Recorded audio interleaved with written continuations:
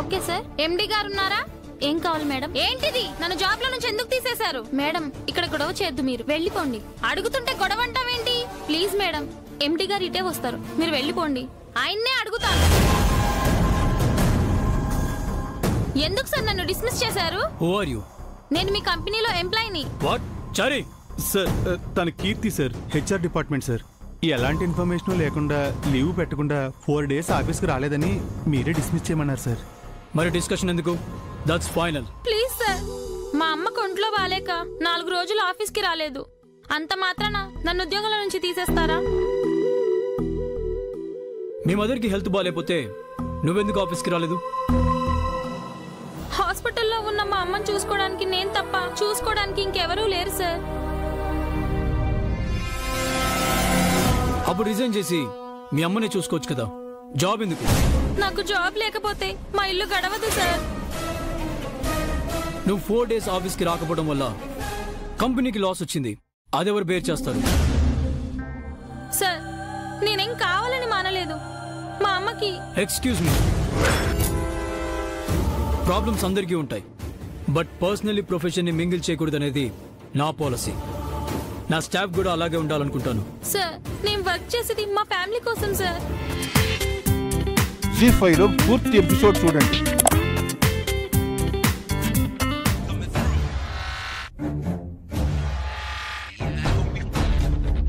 Ma'am, okay then, thank you.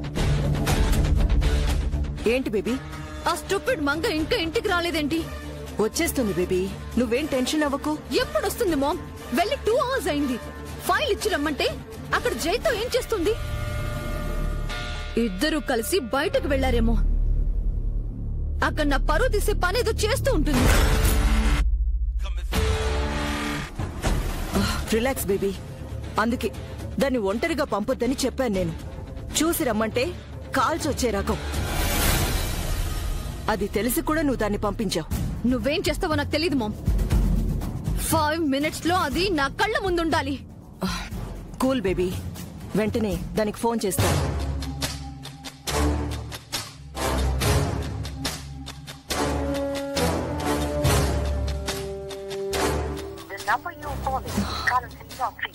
ఏమైంది mom? Phone కలవట్లేదు baby. Coverage ఏరియాలో లేదా? ఎక్కడికి పోయింది అది? ఏం చేస్తోంది? అసలు ఏం జరుగుతోంది? మామ్, నాకు పిచ్చెక్కుతోంది. ప్లీజ్ బేబీ, అనవసరంగా స్ట్రెస్ తీసుకొని హెల్త్ అప్సెట్ చేసుకోకు. ఆ మంగ ఎక్కడున్నా నేను వెళ్ళి తీసుకొస్తాను. నువ్వు ప్రశాంతంగా ఉండు. ఇప్పుడే వెళ్తున్నాను. శ్వేత, బేబీని జాగ్రత్తగా చూసుకో.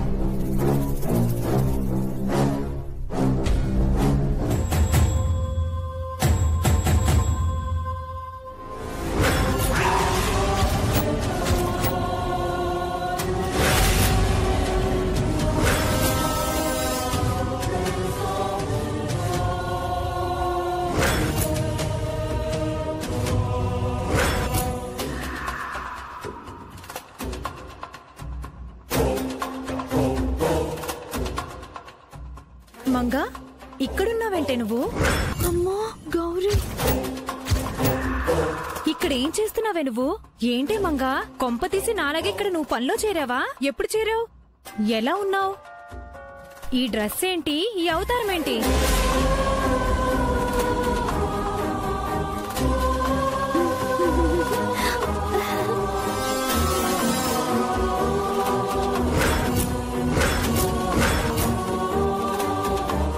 ఏంటే బెల్లం కొట్టిన రాయిలాగా ఉలుకు పలుకు లేకుండా అలా చూస్తున్నావు? ఒసేయ్, మాట్లాడు. ఏయ్, ఏంటి కంపెనీ చైర్మన్ గారికి కాబోయే వైఫ్ ని పట్టుకొని ఒసే గిసే అంటున్నా? అవును, ఎవరు నువ్వు? నేను ఈ కంపెనీ యజమాని కాబోయే భార్యని. నా పేరు నిత్య శ్రీనివాస్, కోటేశ్వరరాలికి ఏకైక కూతుర్ని. చెప్పు, నిత్యం ఎందుకు అలా అన్నావు? సారీ మేడం, తెలిసిన అమ్మాయి.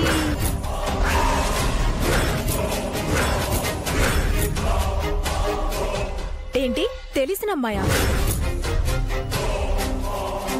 అలా అనిపిస్తేను. నువ్వెవరో నాకు తెలీదు, నేను నిన్నెప్పుడూ చూడలేదు. ఆ డ్రెస్ ఇచ్చేసి వెంటనే వెళ్ళిపో. Get out. Get out. Sorry madam.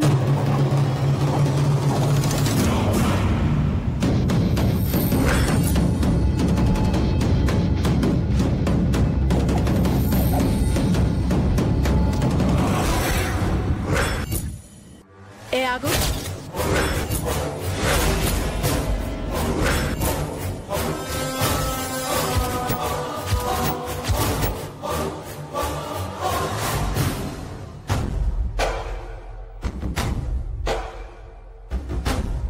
ఈ మేడంని నువ్వెప్పుడైనా చూసావా?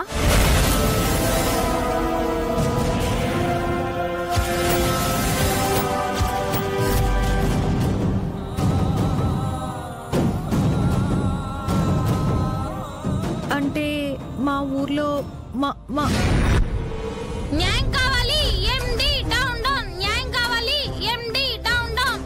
న్యాయం కావాలి ఎండి డౌన్ డౌన్. న్యాయం కావాలి ఎండి డౌన్ డౌన్. నన్ను తిరిగి మళ్ళీ జాబ్ లోకి తీసుకోవాలి ఎండి డౌన్ డౌన్. ఏం కష్టం వచ్చిందో పాపం, వెళ్ళి కనుక్కుందాం. ఎండి డౌన్ డౌన్. న్యాయం కావాలి ఎండి డౌన్ డౌన్. న్యాయం కావాలి ఎండి డౌన్ డౌన్. న్యాయం కావాలి ఎండి డౌన్ డౌన్. న్యాయం కావాలి.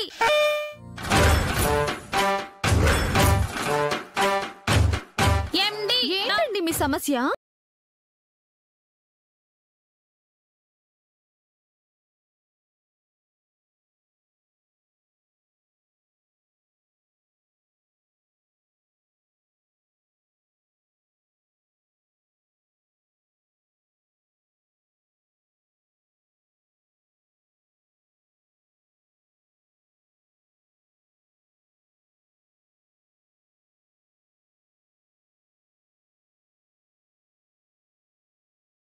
కదా అమ్మ బాగుంటే నేను బాగుంటాను మేడం. తను నా కోసం ఎంతో కష్టపడింది. తన కోసం నేను సేవ చేయడం తప్ప మేడం? ఆహా, అమ్మ రుణం ఆ దేవుడు కూడా తీర్చుకోలేడు. అమ్మ కల అయిందని తెలిసి నా కాళ్ళు చేతులు ఆడట్లేదు మేడం. అమ్మ కోలుకునే వరకు నా కంటిపై కునుకు కూడా లేదు. ఆఫీస్ కి ఫోన్ చేసి చెప్దామని లీవ్ పెట్టాలని నాకేదీ గుర్తు రాలేదు. అవును, అమ్మకేదైనా అయితే ఏం చెయ్యాలో కూడా తెలియదు మనకి. ఈ 5 రోజులు నేను ఆఫీస్ కి రాలేదని చెప్పి నా వల్ల కంపెనీకి నష్టం వచ్చిందని శాలరీ కూడా ఇవ్వకుండా నన్ను జాబ్ లో నుంచి తీసేశారు మేడం. మా అమ్మకి ఏదైనా జరగరానిది జరిగితే ఈ నష్టం వీళ్ళు పూడ్చగలరా మేడం? అమ్మ లేని లోటుని ఎవ్వరూ పూడ్చలేరు. డబ్బు నష్టం అయితే తిరిగి సంపాదించుకోవచ్చు, కానీ ప్రాణాలు పోతే వెనక్కి తీసుకురాలేరు. ఆ విషయం వీళ్ళకి అర్థం కావట్లేదు మేడం. వీళ్ళు మనుషులే కదా మేడం. అమ్మ నాన్న అందరికీ ఉంటారు కదా. ఇలా నిర్దాక్షిణంగా నన్ను గెంటేస్తే నా గతేం కావాలి మేడం? మా అమ్మ ఎలా బ్రతుకుతుంది మేడం? బ్యాడ్ కాంట్రాక్ట్ అని చెప్పి నన్ను డిస్మిస్ చేశారు. ఇంకో కంపెనీలో జాబ్ రాదు. ట్రీట్మెంట్ అందక అమ్మ నేను విషం తాగి చనిపోవడం తప్ప ఇంకో దారి లేదు. అయ్యో చచ్చా, చావడం ఏంటండి? ఒకప్పుడు నేను కూడా నీలాగే అనుకున్నాను, కానీ అది తప్పని తర్వాత తెలుసుకున్నాను. సమస్యని ధైర్యంగా ఎదుర్కోవాలి. మనం బ్రతికి అమ్మని బ్రతికించుకోవాలి. తెగించి పోరాడితే దేవుడు కూడా సాయం చేస్తాడు. ఏ దేవుడు హెల్ప్ చేస్తాడో నాకు తెలియడం లేదు మేడం. భయపడకు, నాకు చేతనైన సాయం నేను చేస్తాను. ఆయనతో మాట్లాడి తిరిగి నీకు ఉద్యోగం.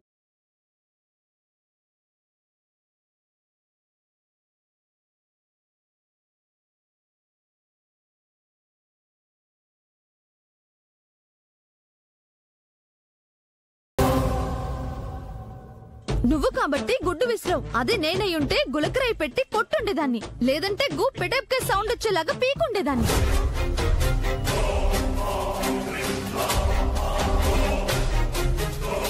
నువ్వేం బాధపడకు, నేనున్నాను. నీ ఉద్యోగం నీకు వచ్చేస్తుంది. ఏంటి ప్రెస్ మీట్ కి టైం అవుతుంటే మాటలు పెట్టావు? అయినా జాబ్ నుంచి తీసేసిన దాంతో నీకేంటి మాటలు? నువ్వు ధైర్యంగా ఉండు. ఆయన ఎక్కడున్నారు? నీకోసమే వెయిట్ చేస్తున్నాడు. ఎక్కడున్నారు అని అడిగాను, ఏం చేస్తున్నారు అని కాదు. కాన్ఫరెన్స్ హాల్ దగ్గర ఉన్నారు. నన్ను అక్కడికి తీసుకెళ్ళు. రా.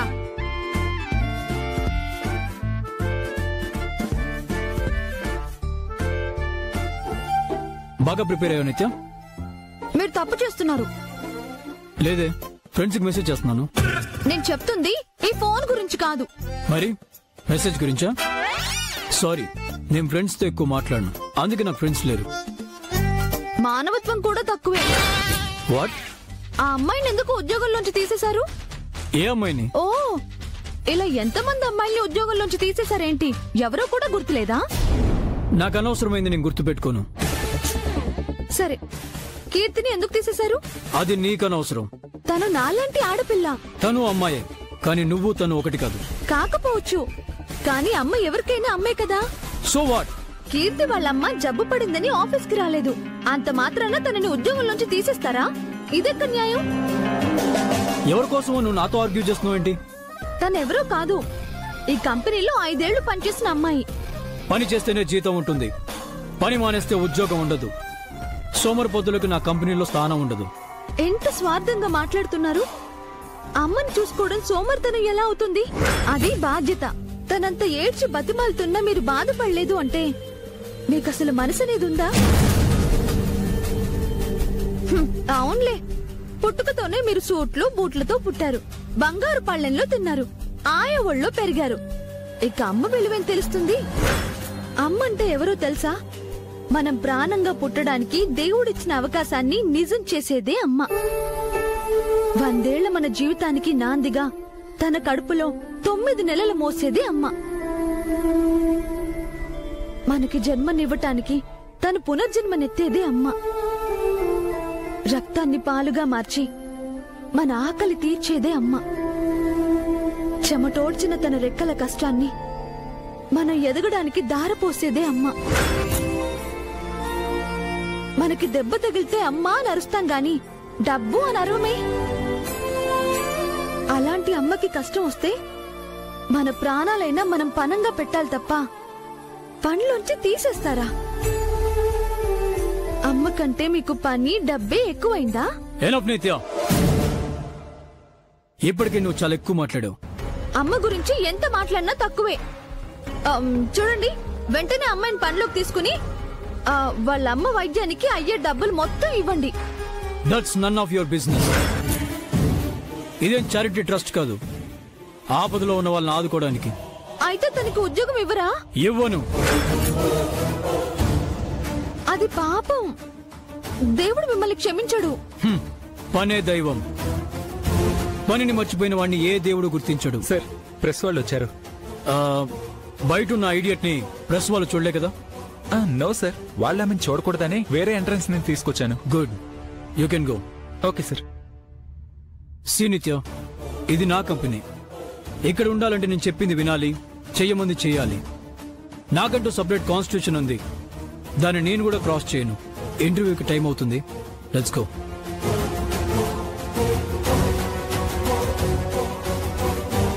తను మనిషా రాతి బొమ్మ?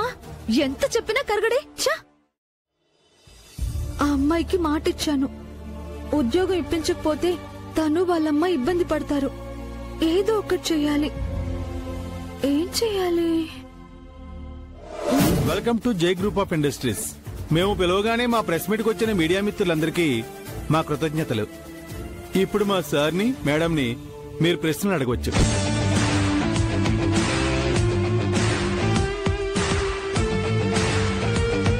సార్, మీకు ఇప్పటికే చాలా ఉన్నాయి, ఇంకోటి ఎందుకు స్టార్ట్ చేస్తున్నారు?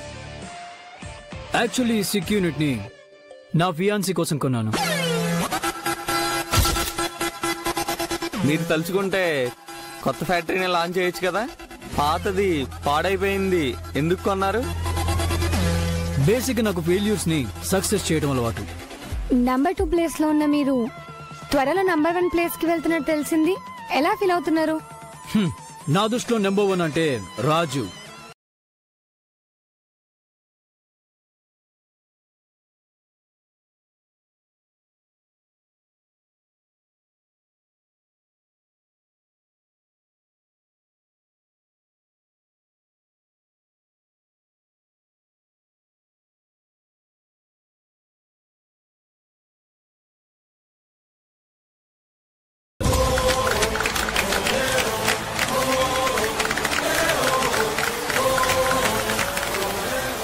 చరిత్రలో చాలా మంది రాజులు ఓడిపోయారు, పారిపోయారు, దాక్కున్నారు. దాసోహమయ్యారు. కానీ కొందరే అన్నీ పోగొట్టుకున్నా తిరిగొచ్చి యుద్ధం చేశారు. రాజు అంటే స్థానం కాదు, రాజు అంటే స్థాయి అని నిరూపించారు. నేను రాజునవ్వాలనుకుంటున్నాను. నా స్థాయి అంటూ నిరూపించాలనుకుంటున్నాను. That's my life time achievement.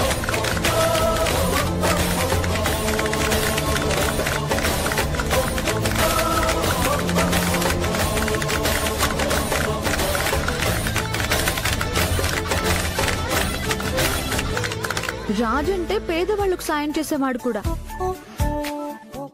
ఎన్ని కబుర్లు చెప్పినవాడు చిన్న ఉద్యోగం ఇవ్వకుండా ఏడిపిస్తున్నాడు. మేడం మేడం నిత్య మేడం, మిస్ హైదరాబాద్ గా విన్ అయ్యారు. ఇప్పుడు జయ గారిని పెళ్లి చేసుకోబోతున్నారు. మీ ఫీలింగ్ ఏంటి?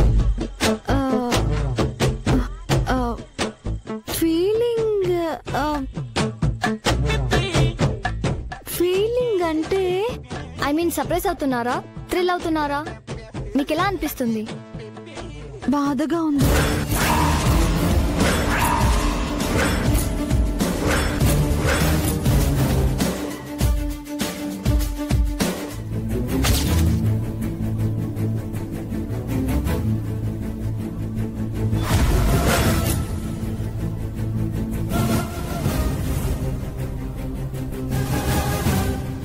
బావ వాలకం చూస్తుంటే సైకో ముందు సైలెన్స్ గా ఉన్నాడు. కాస్త వైలెన్స్ ని యాడ్ చేస్తే సునామీలా రెచ్చిపోయి నిత్యను ముంచేస్తాడు.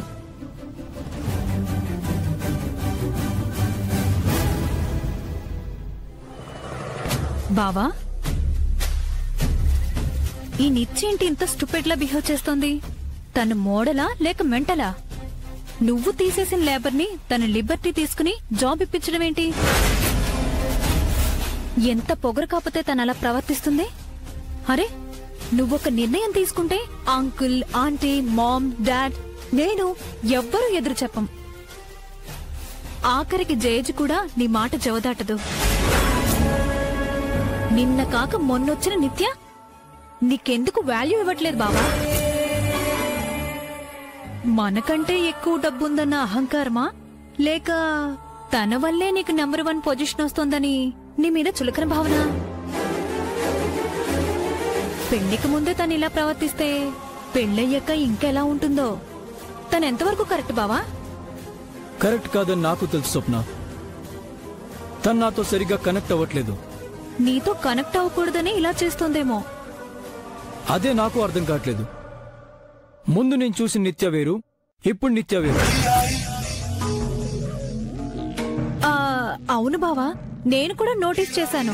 చీరాల ట్రిప్ తర్వాత నుంచి తనలో ఈ చేంజ్ వచ్చింది. ఎస్, ఇంతకు ముందు నేనేం చెప్పినా ఓకే చేసేది. ఇప్పుడు ఆర్గ్యూ చేస్తుంది. అప్పుడు నా కాన్ఫిడెన్స్ ఇప్పుడు తనలో లేదు. ఎవ్రీథింగ్ మారిపోయింది. నువ్వు బాధపడతావని నేను చెప్పలేదు బావా. నిజానికి నీకు తెలియక ముందే నిత్య కో పార్టిసిపెంట్ గా నాకు తెలుసు. ఎప్పుడూ తన మాటే నెగ్గాలంటుంది. తను మాత్రమే పెద్ద స్టార్ లా ఫీల్ అవుతుంది. మిగతా వాళ్ళంతా తన స్లేవ్స్ అనుకుంటుంది. ఈ రోజు కూడా ప్రెస్ మీట్ కి ప్రిపేర్ అవ్వమని చెప్తే స్వీపర్ తో కబుర్లు పెట్టింది. ఆ లేబర్ కీర్తి గురించి పట్టించుకోద్దని చెప్తే తనకు జాబ్ ఇప్పిస్తానని పంతం పట్టింది. పైగా తనకి పట్టుదల బాగా ఎక్కువని చెప్పింది. తను ఏదైనా అనుకుంటే అది సాధించేదాకా నిద్రపోదట. బుల్షిట్. నా గురించి తనకు తెలియదేమో. తనకు మించిన పంతం పట్టుదల నాకు ఉన్నాయి. నేను తలుచుకుంటే తను ఏమైనా చేయగలను. మరి ఆ విషయం నిత్యకి అర్థమయ్యేలా చేయి బావా. నీ ముందు తను నథింగ్ అని ప్రూవ్ చేయి. నువ్వు తలుచుకుంటే నిత్యని గడ్డి పూసలా విసిరి పారేయగలవని తనకు అర్థమయ్యేలా చెయ్యి. అప్పుడే బుద్ధొస్తుంది తనకి. సార్ చెప్పు. ప్రెస్ వాళ్ళు వెయిట్ చేస్తున్నారు. వాళ్ళు వెయిట్ చేస్తే నేనేం చేయాలి చారి? పియానో నేను ప్లే చేయాలా? కాదు సార్, నిత్య మేడం ప్లే చేయాలి. తన్నే తీసుకెళ్లి ప్లే చేయించు. ప్లే చేయాలంటే మేడం ఉండాలి కదా సార్. చెప్పు. ప్రెస్ వాళ్ళు వెయిట్ చేస్తున్నారు. వాళ్ళు వెయిట్ చేస్తే నేనేం చేయాలి చారి? పియానో నేను ప్లే చేయాలా? కాదు సార్, నిత్య మేడం ప్లే చేయాలి. తన్నే తీసుకెళ్లి ప్లే చేయించు. ప్లే చేయాలంటే మేడం ఉండాలి కదా సార్.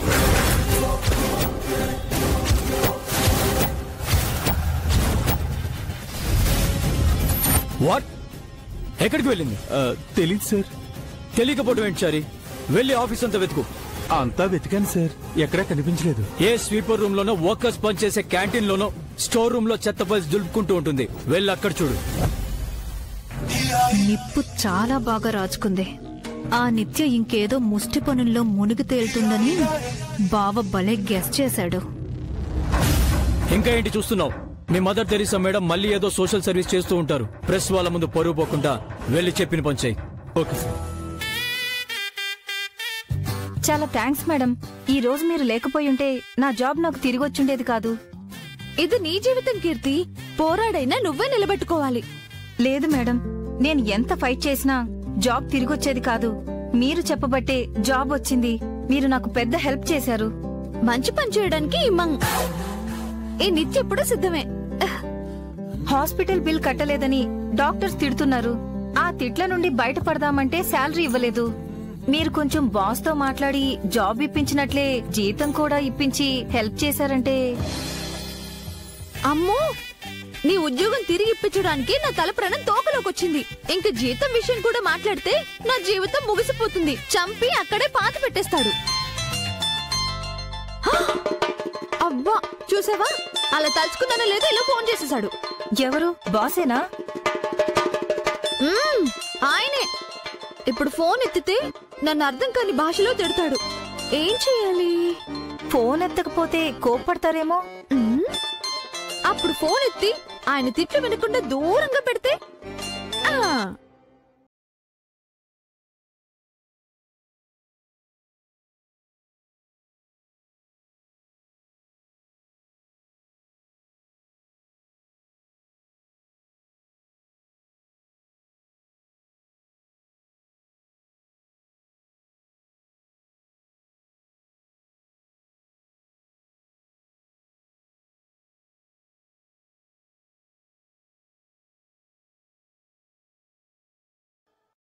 ఎందుకు ఇలా చేస్తుంది? అమ్మయ్యా, ఆపేశాడు. నేను కూడా ఫోన్ స్విచ్ ఆఫ్ చేసేస్తాను.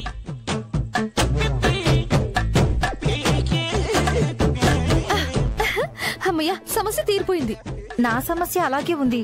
నాకు అర్జెంటుగా డబ్బులు కావాలి మేడం. నా దగ్గర అంత డబ్బు లేదు కీర్తి. ఉండుంటే నేనే ఇచ్చేసేదాన్ని. ఇప్పటికే అమ్మ ట్రీట్మెంట్ కోసం చాలా అప్పులు చేశాను మేడం. బిల్ కట్టకపోతే హాస్పిటల్ వాళ్ళు అమ్మను బయటకు పంపించేస్తారు. అమ్మ తప్ప నాకు ఎవరూ లేరు మేడం. అమ్మకి ఏదైనా జరిగితే నేను బ్రతకలేను. నేను ఎలాగైనా మా అమ్మను కాపాడుకోవాలి మేడం. నాకు భయంగా ఉంది మేడం. కంగారు పడకు.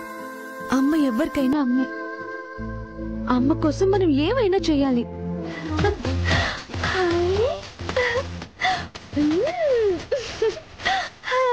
Okay, game starts now. 3, 2, 1, go!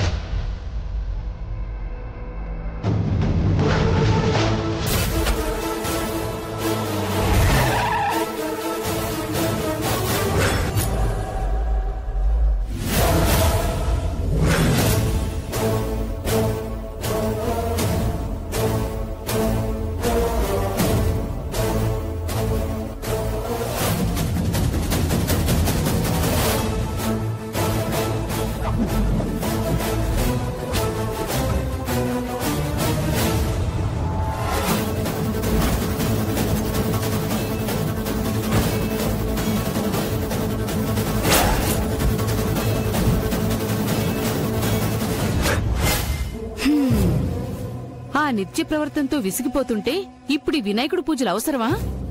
ఏదైనా అవసరం అనుకుంటే అవసరం, లేదంటే లేదు. రోజూ తినడం అవసరమా?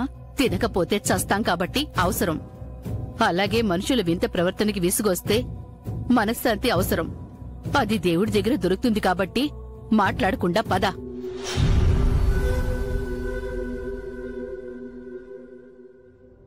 దేవుడి దగ్గరికి దెయ్యాలు రాకూడదనే నియమం ఉంది. ఇష్టం లేకపోతే ఇంటికి వెళ్ళిపోవచ్చు. పిశాచాలే వస్తున్నప్పుడు మాకెందుకులే భయం వదినా? చంద్రిక, ఇక్కడ వినాయకుడి ప్రసాదం కూడా పెడతారు కదా? వినాయకుడికి నిమజ్జనం కూడా చేస్తారు. విగ్రహంతో పాటు మీరు మునిగిపోండి. మనకెందుకులే.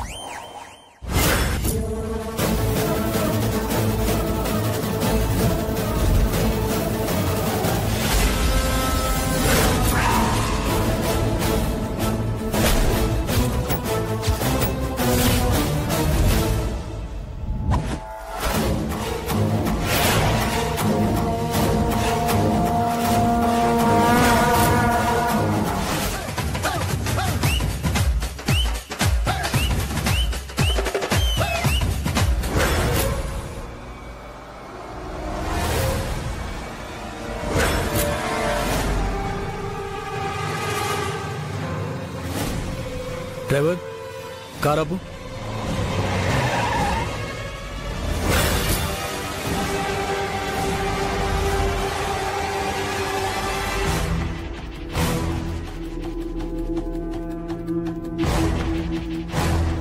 ఏమైంది బావా?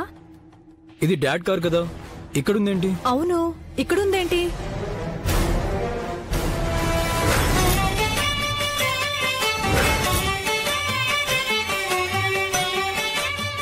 బహుశా వినాయకుడు పూజకొచ్చుంటారు బావా.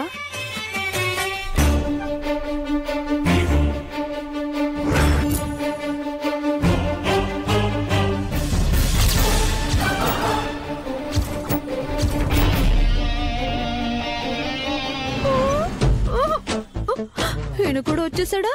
విఘ్నేశ్వర, నాకేంటి విఘ్నాలు? ఎందుకు ఇలా పరీక్షిస్తున్నావు?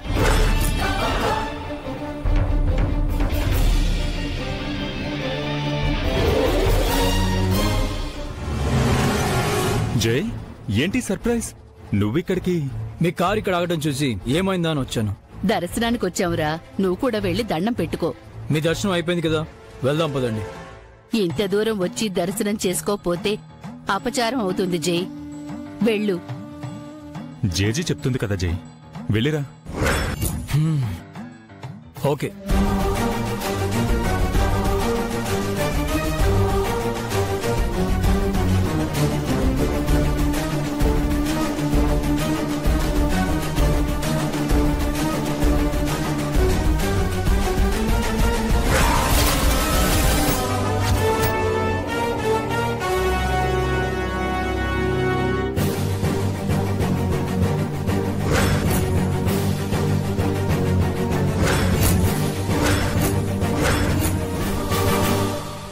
చూసేసాడా గణేష? ఓ పక్కేమో పోటీ టైం అయిపోతుంది, ఇంకో పక్క ఈయన.